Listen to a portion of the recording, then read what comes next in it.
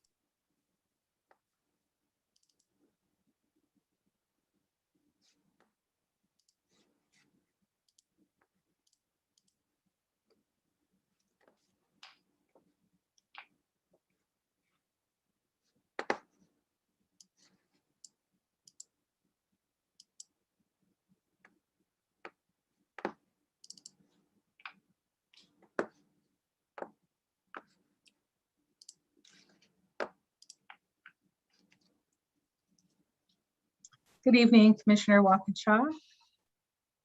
Hello. Good evening, everyone. I'm Sarah Augustine, Chair of the Washington State Redistricting Commission. I would like to welcome everyone to this public outreach meeting, the 10th one of this 2021 redistricting cycle.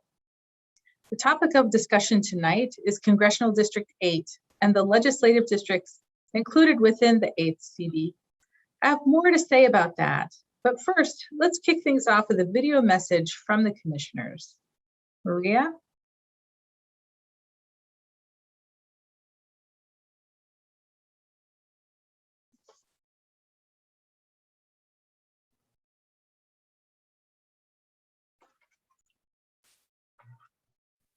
Hello, everyone. I'm Sarah Augustine. I'm the chair of the Washington State Redistricting Commission, recently chosen by the 4 voting members of the commission to facilitate and to lead this effort. Hello, everyone. I'm Commissioner April Sims. I'm Commissioner Joe Fain. I'm Commissioner Brady Pinheiro-Walkinshaw. I'm Commissioner Paul Graves. I'm one of 4 voting members recently appointed by the state legislative leadership of the Washington State Redistricting Commission. Once a decade, we redraw our congressional and state legislative district boundaries using data the Census Bureau collected last year, reflecting changes made to the population in the last 10 years. States across the nation handle redistricting in different ways. In Washington, the state constitution and law establish an independent redistricting commission. As commission members, we've committed ourselves to a process that is open, Transparent, and credible. These maps will belong to all the people of Washington. With that in mind, we encourage you to help us draw your WA. The Commission will hold virtual public outreach meetings focused on populations residing in each of Washington's 10 congressional districts, as well as additional outreach meetings to be scheduled soon. Live Spanish and American Sign Language interpretations will be available for each of these meetings. With your unique insights about the community, we will work to ensure a credible redistricting process resulting in maps reflecting fair representation for all Washingtonians. Please take part. After all, it's really your map. So come help us draw your WA. Help us draw our WA. Come help us draw your WA. So please help us draw your WA. Thank you, Maria. For those of you from the public joining us today, welcome again. It is my goal as chair to facilitate a process that is as participatory, fair, and equitable as is possible. I will endeavor to engage communities across Washington as fully as I can and to hear and address your concerns and requests. Throughout our tenure as commissioners, we will hear public comments that are important. We will listen to you. I will do my best to synthesize the comments, and we will endeavor to respond as we are able. Still, it is possible that you will bring forward in your public comments ideas, requests, and injustices that we may not be able to address. We will certainly deliberate on the issues where we do have jurisdiction. Where we don't, I will do my best to refer you to those who may be able to respond more effectively. I would also like to review the purpose and values of the commission. Together as a commission, we have agreed to the following values and mission: to provide an open, transparent, credible process that is grounded in statute and where all voices are welcome. There's access for everyone. To conduct ourselves with transparency, respect, and civility, where commissioners will participate and negotiate in good faith. And to meet the deadline outlined by law and produce the best possible maps.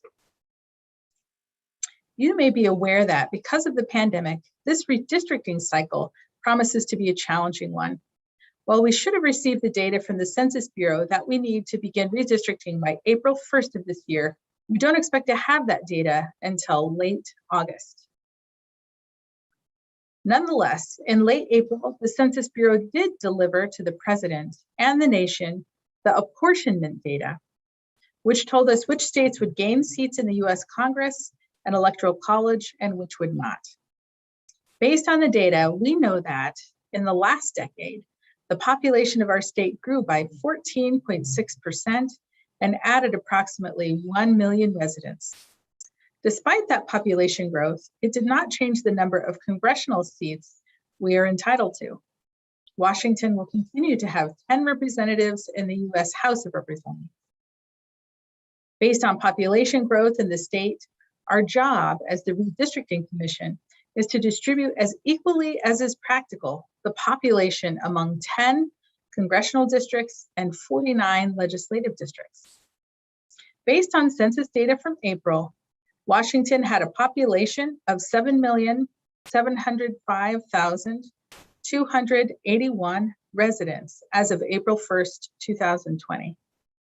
Therefore, we need to draw 10 new congressional districts that are compact, contiguous, and convenient, and made up of approximately 770,528 residents, and 49 new legislative districts that are also compact, contiguous, and convenient, and made up of approximately 157,251 residents. Statute also instructs us, as much as practical, to minimize drawing district lines that cut through counties, municipalities, or communities of interest. And the Commission is committed to applying these principles where we try to create equally proportioned districts. So while we know the overall population of the state, according to the census, we don't yet know the particulars of percentage growth across neighborhoods and counties. State population estimates of the last 10 years do give us a relatively good idea of where our 7.7 million residents live and which districts will need to get larger in area to add more residents and which districts will need to get smaller in order to shed residents. And as we add or subtract neighborhoods from one district, it will cause the need to make corresponding adjustments to the neighboring district.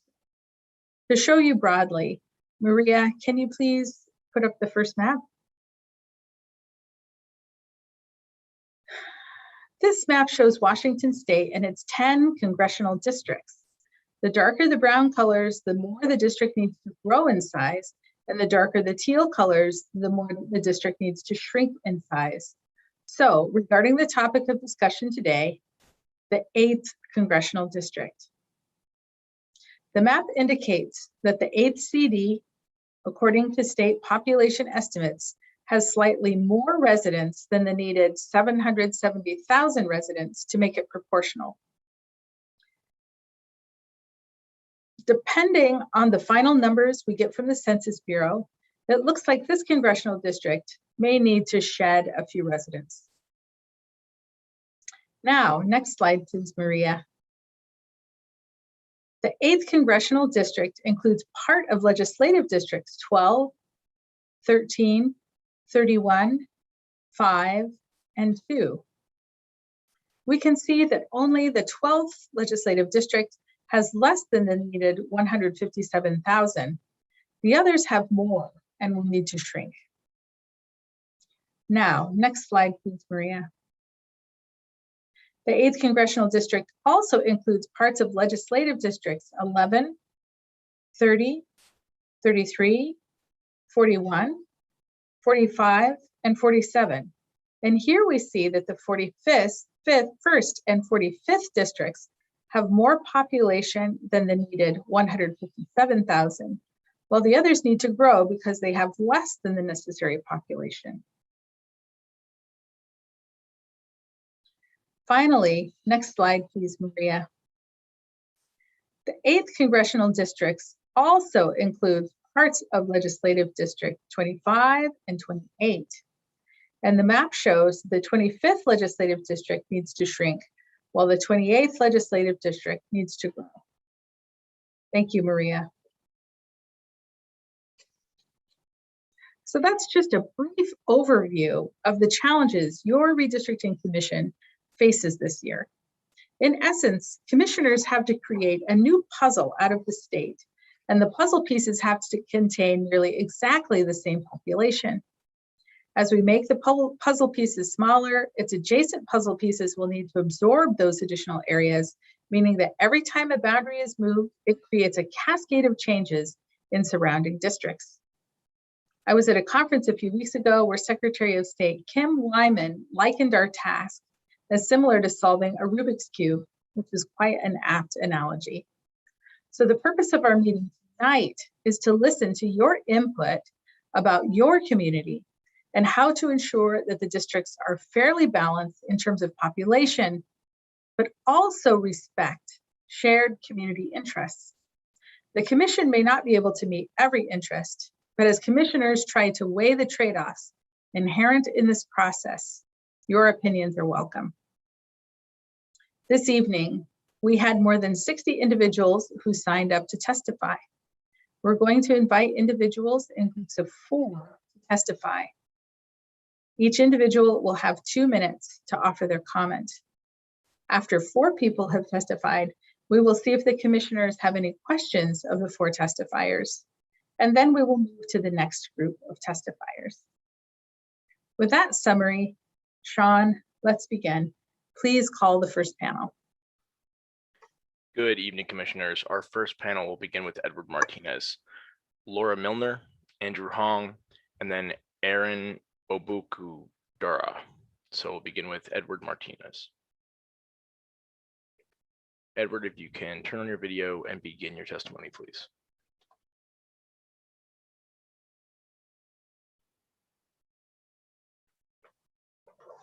Edward, are you able to turn on your video, unmute yourself and begin your testimony? Video and unmute. Thank you very much. Thank you. Hello, my name is Ed Martinez. I am calling in from beautiful Lake Wenatchee in Chelan County. I am currently retired and I'm paying it forward by volunteering in numerous organizations in our county and in our state, one of which is Planning Commissioner for Chelan County. My biggest fear right now is dividing the state into two partitions that play into Matt Shea's state of liberty. I will forward you the maps so you can see what I'm talking about, but a clear division in our redistricting RCDs where the boundaries look anything like his liberty boundary would only bolster his hateful rhetoric and further divide our state. Please do not dismiss his attempts. Liberty State is a constant threat in our county. I ask that you're aware of this when considering new CDs and LDs. We live in one of the most beautiful states in the nation, and I can only say that we are better together. Thank you very much. And here is what the state of liberty looks like. If you show any sort of boundaries like that for our CDs, you're only playing into Matt Shea's hands. And by the way, this is one of the proposed redistricting maps that I have found. And it clearly shows a line right where Matt Shea has his state. Please consider this. And thank you very much for your hard work and commitment. Thank you, Mr. Martinez. We sure appreciate your comments. Sean, would you please call the next testifier? Of course, Chair. Our next testifier will be Laura Milner. I see your videos on. If you can unmute and begin your testimony, please. Thank you. My name is Laura Milner. I reside in Ellensburg, Washington, 8th Congressional District, 13th Legislative District. Want to thank you for allowing public testimony on redistricting. Non-gerrymandering redistricting in principle is an easy discussion, but in practice is difficult. I applaud you for participating at the highest levels of this very serious undertaking. I've only recently returned to the state of Washington from 5 years in the state of Wisconsin, so that gives you my frame of reference.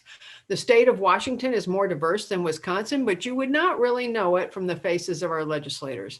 So my first request is to let the possibility of increased diverse representation be your primary guiding principle, understanding that I'm a white, non-Hispanic, but I'm concerned that unless we're more welcoming to people of all races and ethnicities, we will absolutely fail to prosper. All states are corporations at some level, tasked with increasing economic prosperity for all of their citizens. Current data from Harvard, large tech firms like Google indicates that diversity drives those variables that support prosperity, including fact-based decision-making and innovation. So what better way to appeal to welcoming people of all races and ethnicities than to allow through redistricting the real opportunity for diverse citizens already making Washington state their home. And through increasing that diverse representation, the state of Washington is more likely to thrive economically than those states who don't. My second request is to focus on Kittitas County.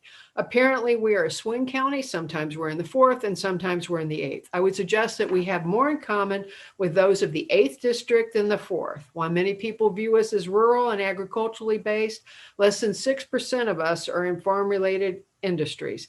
We've become a bedroom community of Seattle effectively. Current figures indicate that 16% of us are commuting out of the county. Don't have the current data, but I would suggest with half of the commuters going to King County, we're more vested in our western peers than our eastern.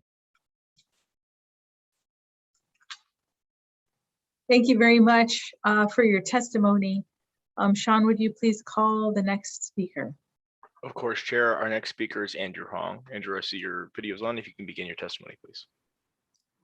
Hi, Commissioners. My name is Andrew Hong. I wanted to talk today about the boundary between the 8th and 9th Congressional District, specifically on the east side suburbs of Seattle.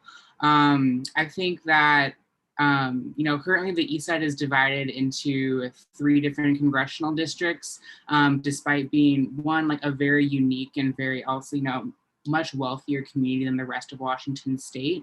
I don't think it's a coincidence that all 3 of the representatives in those districts are from the east side. And so I'm proposing that the commission really focus on making sure the east side is not into 3 different districts, but into 1 or 2 different districts. When you have, one community that's like less than 10% of the state population representing 30% of our congressional representatives, it silences working class communities in Kittitas County, in the 8th, in rural Whatcom County in the 1st, and in South King County in the 9th. Simply the East Side representatives that currently represent those districts don't have the same lived experiences or like community priorities as those different working class communities throughout Washington state. Yeah, and I think another point I just want to nail down here is that we should be drawing these districts for communities, especially working class communities in the state that have been underrepresented in our governments. And we shouldn't be drawing them for partisan interests or for the interests of current incumbents. Thank you. And then one more point I wanted to make was in the 30th legislative district, communities of Auburn is diversifying super quickly, and folks in Auburn, especially communities of color in Auburn, want to maintain in the 30th LD where there's a significant people of color population in the western parts of the 30th. Thank you. Sean, if you would call the next speaker, please. Absolutely, Chair. Our last speaker will be Erin. I see your video's on. If you're able to begin your testimony, please. Yes, it's Erin Budara for the record. I live in a community that is an urban unincorporated part of East King County. I live inside the 8th Congressional District boundaries in the 11th Legislative District. My neighborhood is called Fairwood. It is as my understanding goes, it's the largest remaining unincorporated urban area in King County. There's about 25,000 people in this community. At this time, I don't feel that we are well served by all of our 11th legislative district representatives. And I actually ran a few years ago. And what I found is that if you happen to be a Republican, there's no way that you can get, more than, 32%. That's about all you can get.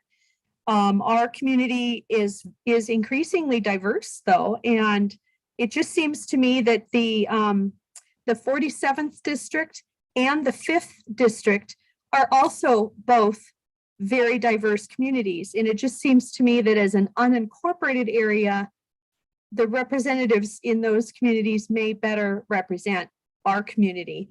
I like the 8th Congressional District, but honestly, I would gladly give that up if I could just get some decent representatives and a state senator that actually listens to those of us in our community.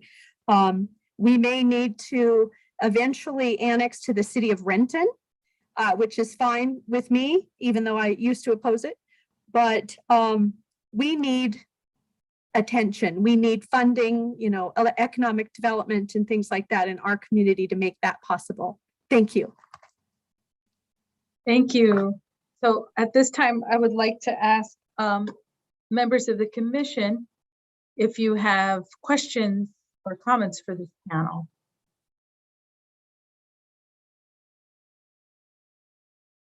Okay, seeing none, I would like to thank the members of the panel for your comments. Thank you for spending this time with us this evening and your excuse. John, if you would call the next panel, please. Absolutely, Chair. Our next panel will be John Hagerty, Johnny Sensel, William Miller, and Nancy Miller. If we can begin with John Hagerty.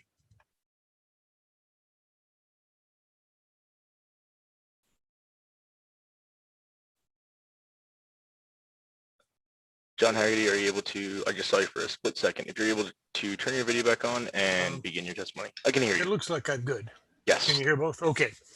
I'm John Hagerty from Manson, and I'm here to talk about redistricting from the point of view of Chelan and Manson, the Chelan Valley. I reviewed draft maps proposed by the League of Women Voters and some others, and they all are problematic in not responding to the interests of the valley in some key ways. Now, my view is that redistricting should keep together places and people who are alike in interest and avoid breaking up those natural connections and groupings as much as possible. I think that's in the guidelines you were given. My suggestion is therefore to look at those natural and existing connections as one means of allocating how voters should be grouped into the new legislative and congressional districts. Now, the Chelan Valley has two industries, ways of life, really. One of them is agricultural, fruit and wine production, and the other is tourism and hospitality. These complement each other and have come to do so more and more over time. And together, they connect the Chelan Valley to Wenatchee and in turn to Washington west of the Cascades. Our connection to Wenatchee, well, it's our big city. It also has is part of the same big fruit producing and hospitality area. It has available specialized medical and shopping opportunities. And something important not to be overlooked is that both have a very strong and vibrant Hispanic community whose interests would be diluted if they are divided by the new district boundaries. Now, that's connecting Manson and Wenatchee. But the Valley and Wenatchee also have strong connections to Western Washington. Most of our tourists come from over there. Retirement, second home, and the Seattle area is, of course, another tier. So my summary is that districting decisions should promote and not damage these connections, and should support that vision that we're really part of. Thank you. I apologize that you exceeded your time, but we'd love to see your written comments if you would be willing to submit those to an email address. Sean, if you'd call our next speaker, please.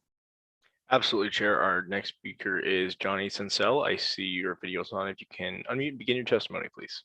Hi, thank you. My name is Johnny Sensel. I live in Greenwater, which is a rural area east of Enumclaw in a little weird corner of Pierce County. But on the west side of the mountains. And I really appreciate the opportunity to share some comments. And I also appreciate the hard work. I know this must be a very difficult problem to do this puzzle. I just wanted to say that you've already noted that districts should be contiguous and as compact as possible, and I agree. I also agree that they should not divide natural communities with similar concerns as much as possible, and that includes ethnic communities. I do think that the common concerns issue is important, because I think that because District 8, Congressional District 8 spans both sides of the mountains, that gives us one congressional district that has two considerably different climates, economic concerns, ecosystems, and resources concerns.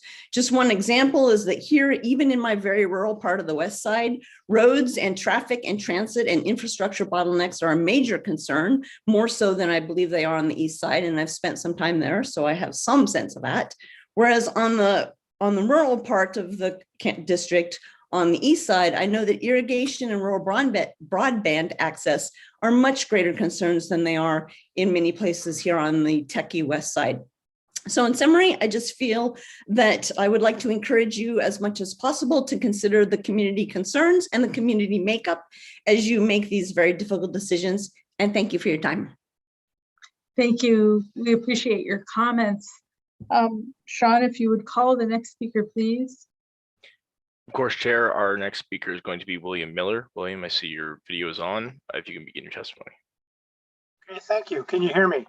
We can. Yes, thank you. Okay, well, I'm Bill Miller. I live near Lake Wenatchee in Chelan County, and it was 104 today. The diverse community of North Central Washington has benefited from the redistricting that was done in 2011. And that has made this area much stronger because of the connection with Western Washington. It has provided coalitions that have pushed through agricultural projects that couldn't have been done otherwise, working with both the Republicans and the Democrats, but having the access to the delegation.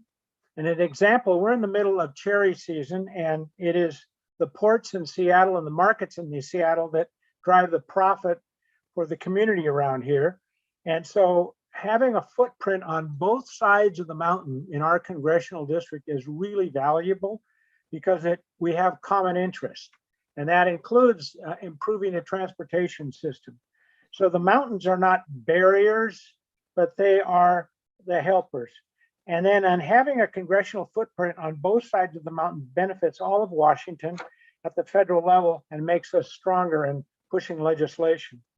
And as Carole King would have said, winter, spring, summer, and fall, Chelan and Douglas County are frequently frequented by friends and family who consider the mountains an asset.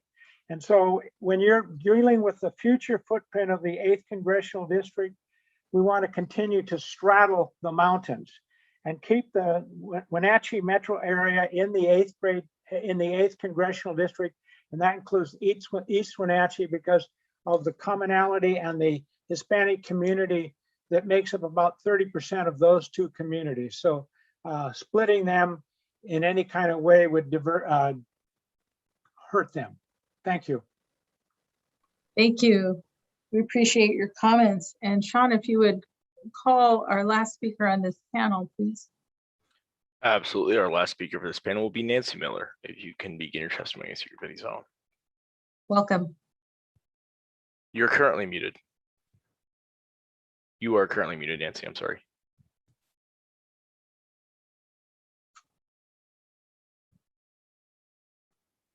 Okay, is that better? Yes. Sorry about that. No I'm problem. Nancy Miller, and I've lived in Leavenworth for 17 years, and I'm a retired school teacher. And a month or so ago, I had the opportunity to look at some maps that had been sketched out to redistrict the state by local, both people and organizations. And it's what motivated me to contact this group when the opportunity presented itself, because I thought that the people who were drawing the lines maybe didn't understand the nature of our communities, or if they understood them, something else was more important. And I understand that one of your charges is not to divide communities, either geographic communities or communities of interest. And I want to emphasize that. The draft, in one case, one that I saw, simply cut Wenatchee in half for the convenience of the drawer, and I don't think that anyone would consider doing that.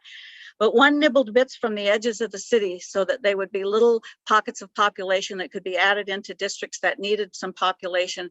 And what it did was, aside from the numeric thing, is it created little islands, political islands that were isolated from the larger community that they should be a member of. 3 of these plans divided Wenatchee's urban communities in 2, one east to west and one separating the south end of the city off from the rest of the city. Both of these plans have real negative consequences to Wenatchee's diversity and representation. And I think the 8th being what it is, it's both diverse and well represented, and those things should be protected. We in the 8th are largely oriented toward the west side of the state. Our trade and transport go by road and rail and river, carrying our crops to the world. The Port of Seattle is of vital interest to us. Emergency or specialized medical care is often one airlift away from a Seattle hospital, not a Spokane hospital or a Tri-Cities hospital. We go west for essential activities. Our active arts community connects and enriches the Seattle area as venues are provided for professional talent, but we also have Sleeping Lady and other such. Thank you. I'm sorry that you exceeded your time, but would love to see your comments in writing addressed to our email account. So now I would just ask the commissioners if they have questions and comments, and I see Commissioner Graves. Go ahead. Thank you very much, Madam Chair. I don't have anything specific so far because you guys are all providing really terrific testimony about your communities. I just wanted to say, Bill, it hit 112 degrees here on the west side of the state where I live. So I hope you enjoyed that downright frosty 104-degree day. Thank you, Commissioner Graves. Looking to other commissioners, do you have comments or questions for these panelists? Okay, seeing none. I'd like to thank the people on this panel for coming and spending this time with us this evening. And I want to assure you that all of your comments are taken into account as we pull together all of the comments from across Washington State. You're excused, and thank you again. And Sean, if you would call the next panel, please. Absolutely, Chair. Our next panel will be Marlene Pfeiffer, Jeff Olsen, Gretchen Chambers, and Corey Bailey. We will begin with Marlene.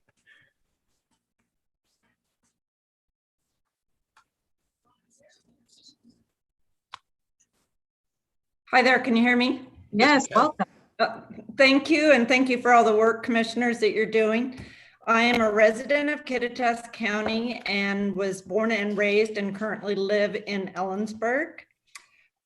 We are a rural county. I believe we are specifically a rural county, but yet we also have a state university, which leads us to similar issues and concerns as do other counties with larger populations. We're not just about irrigation and broadband, but yet water is the most major issue here as a lot of Eastern Washington. And I believe we would be best represented by having more congressional representatives to deal with that in the state. So I would encourage you to keep Kittitas County in the 8th. Thank you. Thank you. We appreciate your comments. Ron, if you'd call the next speaker, please.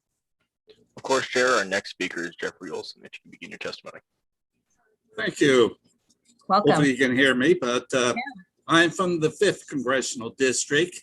And in the outreach of the 5th and 4th, the general argument was eliminate the north-south exit for the Congressional District. So Okanagan and Douglas County is moving into the 5th. And all the counties bordering Oregon will be going to the 4th. When we do this, the 4th reached the 770,000 needed to stable, which the 3rd is at that range, which means Chelan County, you got a bullseye. The excess that the 5th has to come from you. And I'm free to answer any question.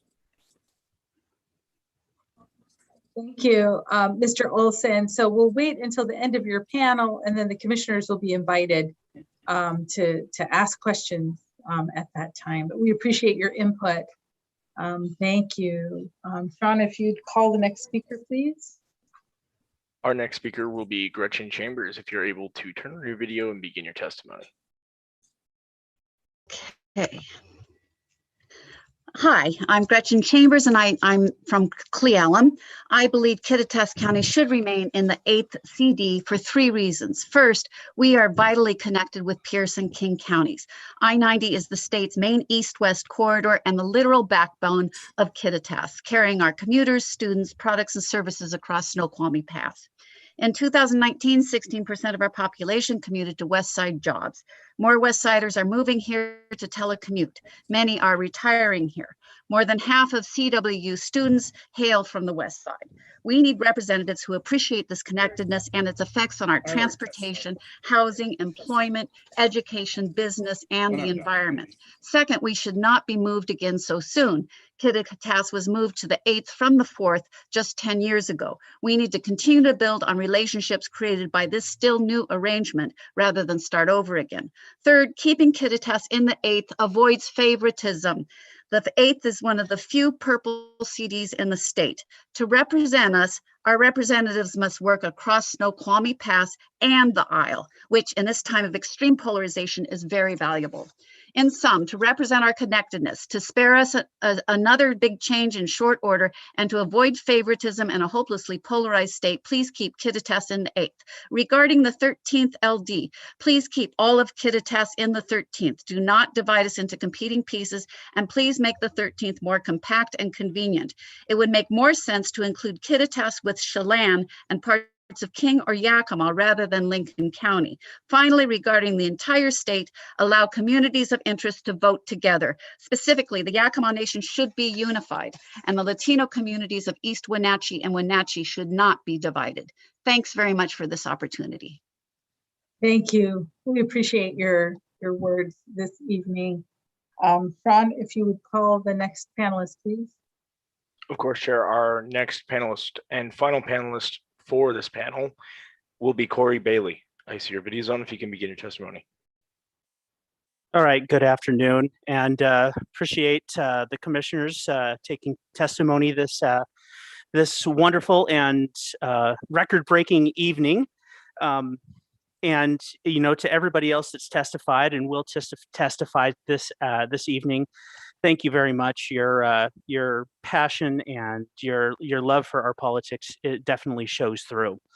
I just want to speak specifically, being a former candidate both for the Congressional 8th District and the Legislative 5th District, that there is a little bit of a disconnect between the voters in both districts, in that while we pretend that it is a quote unquote purple district, and while we pretend that this isn't a partisan activity, let's be real, it actually is. I mean, the bottom line is that Republicans are not well represented in the 5th or the 8th. They are represented by Democrats across all 4 elected positions, and the bottom line is that population-wise, the winners of Issaquah end up getting elected. And so I would just urge the commissioners to take that under consideration and to be very focused on the rural impacts and yeah, that's what I got. Thank you. Thank you. At this time, I'd like to ask the commissioners if you have questions for the folks on this panel or comments. Okay, seeing none, thank you very much for your time this evening, people on the panel. We appreciate your presence here with us and your expertise. Sean, if you would please call the next panel. Of course, Chair. Our next panel will be Yana Cook, Glenn Rudolph, Richard Black, and Dennis Smith. We'll begin with Yana. If you are able to turn on your video and begin your testimony, please.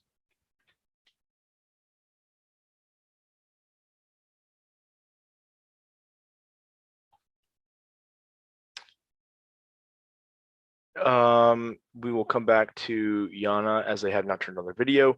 Glenn Rudolph, if you're able to turn on your video, unmute yourself and begin testimony. Okay, Kittitas County should remain in the 8th. You know, Seattle's spilling over fast and it's growing. So one thing, you know, if you need to shave the 8th down a little bit, why not look at some of the areas? You know, I didn't realize the 8th went all the way down to Roy, down by Fort Lewis. It goes all the way down there. I just was wondering what, you know, that place is growing like crazy. So you could probably, you know, shave a little bit off there. So anyway, the 13th LD, I think should stay the same, except Lincoln County probably should go away. Our boundary, the 13th goes all the way from Snoqualmie Pass to within 20 miles of Spokane. It's a long chunk of landscape, and Lincoln County, we don't, you know, I don't see any reason why it's part of this 13th. So anyway, that's all I got to say today. Good luck. It's like water witching. So anyway, good luck to you. Thank you. Thank you. We appreciate your comments. Sean, if you'd call the next speaker, please. Of course, Chair. Our next speaker will be Richard Black, if you're able to begin your testimony.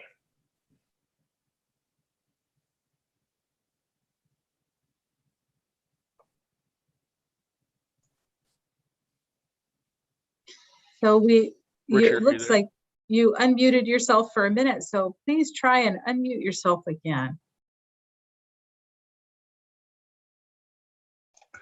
There you go. Okay. Yes, thank you very much. It's a pleasure to address you.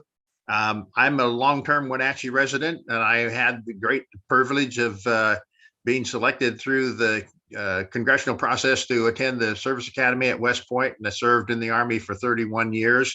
And now I've retired and returned to my home city of Wenatchee. I've watched it from 1945 onward, and I've seen it grow over the years into 2 municipalities, Wenatchee and East Wenatchee, and initially for the 1950s, 60s, and into the 70s, kind of became competitive municipalities. But of late, in the 80s and beyond, they have, as municipalities, discovered that they've got more to gain by cooperating and doing things together than they do by competing. And so I'll give you some examples.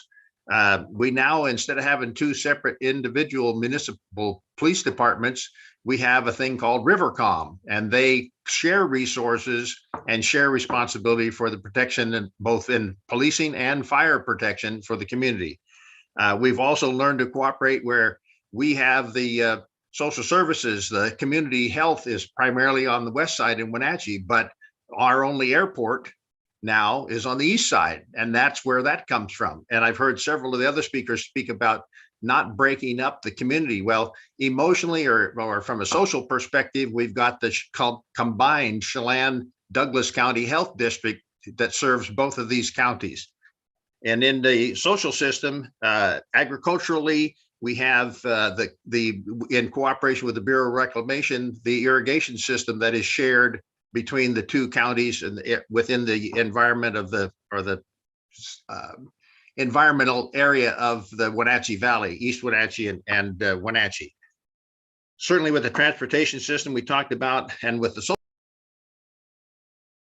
Thank you. I'm sorry that you've exceeded your time, but we'd love to see your written comments if you want to send those to our email address. Sean, if you would call our next speaker, please. Absolutely. Our next speaker is Dennis Smith. I see your video is on. If you can begin your testimony, please. Thank you. Can you hear me? Yes, welcome. Okay. Yes, I currently live in Wenatchee, Washington, and I just wanted to bring to attention that our counties, as a previous caller had talked about, Chelan and Douglas counties share a lot of common agricultural and tourist, where I feel like King County and Pierce County definitely have a different demographics and a lot of different challenges than we do over here. And so I know that it's a challenge to try and get the numbers to fit, but I'd like to see our district be more in alignment with the people that live here, with the agricultural and all of those things. I understand that, you know, there is interstate that connects us, but I feel like there's a lot of things that are different in our two regions. And so just thank you for considering that. Thank you. We appreciate your time and your comments. Sean, if you would, is that conclude our panel, or did Yana? We'll again try to see if Yana Cook is able to testify. Yana, if you're able to unmute and turn your video on. I can't do my video, and I'm losing my voice, so I'm going to have to submit mine in writing. Thank you. We Sorry. appreciate it. No problem. Thanks for being here anyway. We look forward to seeing your testimony in writing. In that case, that is the end of the panel, Chair. Terrific. So I want to ask the commissioners then if you have questions or comments for the members of the panel. Okay, seeing none, I'd like to thank you for being here with us tonight. We appreciate your comments and your excuse. Ron, if you would please call the next panel. Our next panel will be the final panel. We have three individuals. We have Barbara Burshiti Shiri, Gordon Steve, and then Paula Harper Christensen. We will begin with Barbara and then move to Steve and then Paula. Barbara, if you're able to turn on your video and begin your testimony, please. Okay, I got it. Thank you. My name is Barbara Bikieri, and I live in Kittitas County in the 8th Congressional District and the 13th Legislative District. Thank you for the opportunity to speak tonight, and thanks also for all of your work, which is a huge task, I think. The 8th Congressional District, the way it has been drawn up now, I find that our communities with commuters, retirees, farming, tourism, resorts, and educational institutions are economically and politically mixed, and the district reflects that. And I think that's a good thing. The 13th LD, on the other hand, the way it's drawn now lumps our mixed economy with communities, with farming communities in the Columbia Plateau. And that, I think, was appropriate in the past, but not so much anymore. I've lived in Kittitas County for virtually all of my adult life, so for 50 years. I'm proud to say I voted in every single election during that time. And as someone that you would probably describe as a left-leaning moderate, I have often felt that I have very little voice, especially in local and state elections. So my focus in redistricting is really aiming for districts that are politically balanced so that everybody feels that they have at least a fighting chance. That way voters will be more invested and leaders will have to appeal to more diverse viewpoints. Therefore, I'd like for the Kittitas County to remain in the 8th Congressional District, and I'd like the 13th Legislative District to be changed to put the county as a whole unit, not split up, put us in with similar mixed economies and communities along the Cascade slopes. Thank you very much. Thank you. We appreciate your time and comments. Sean, if you could call the next speaker, please. Of course, Chair. Our next speaker will be Gordon Steve. You can begin your testimony, please. Thanks a lot. This is Steve Gordon. I'm a fourth generation South Sound resident with our family residing in the Puyallup, Sumner, Lake Tapps area. I've been in Lake Tapps myself now for 25 years, and our business, both Gordon Trucking and Freightliner Northwest, has been based in Pacific for 40 years. So we've seen a lot of growth down here in this area, especially along the 167 corridor as distribution built out over the last 40 years from the farmland that used to be there. And I think that growth has been managed very smartly and shows what can be done with thoughtful leadership. And if you look at the 8th, there's really a lot of commonality, whether it's on the west side or the east side of the Cascades, in terms of, you know, a lot of suburban and rural folks and developments that, you know, value open spaces, value nature, are concerned about property rights, water rights, and how their roads are going to be developed. Because throughout the 8th, I think wisely, a lot of critical infrastructure is contained within the 8th, like I-90, Highway 18, a portion of 167, a portion of 82, 97, along with some rail infrastructure. So that not only adds commonality to the citizens of the 8th, but also whoever's going to represent the 8th. It makes it easier to represent the needs of both Eastern and Western Washington sufficiently, and really gives us another issue to unite across the mountains on it instead of divide us. I guess lastly, in looking at the process and recognizing that we may have to give up some portion of the district, and if it is having to do that and we rebalance it at all, I'd certainly lobby for consideration potentially of Sumner being included in the 8th, where it's now divided. Both Sumner and Edgewood have deep community ties and up to the Bonnie Lake area and the Lakeland Hills area. So it'd be great to see those as a part of the 8th. Thank you. Sorry, you bumped up against time there. And we would love to see your written comments as well, if you want to submit those via email. And Sean, if you'd call the final comment. Absolutely, Chair. Our final testifier is Paula Harper Christensen. I see your video is on. If you can begin your testimony, please. Good evening. May I request the commission open all meetings with a land acknowledgement? Since I live in the 8th, may we acknowledge that we are on the indigenous land of Coast Salish peoples who have reserved treaty rights to this land. We thank these caretakers of this land who have lived and continue to live here since time immemorial.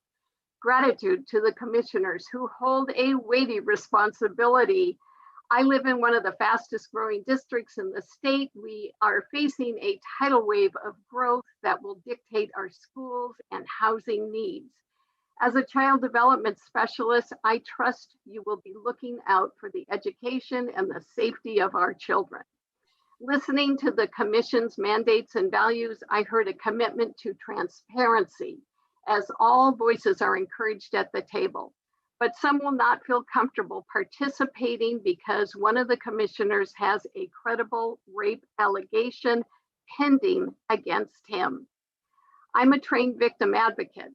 I've heard stories from victimized women who have suffered sexual assaults. Many survivors would not feel safe working with Joe Fain, who opted out of the 2018 investigation. Women deserve to know that their experiences matter. No one with such allegations should be rewarded to positions of power. Now my tax dollars pay Commissioner Fain to hold this once in a decade position where public trust is essential in determining the boundaries that will influence us. Respectfully, I am asking for Joe Fain to resign. Thank you. We appreciate your testimony. And Sean, am I correct that that everyone in this panel has had an opportunity to speak? Correct, Chair, and this is the final panel as well. Okay, great. So I want to ask the commissioners at this time if they have questions for this panel or comments.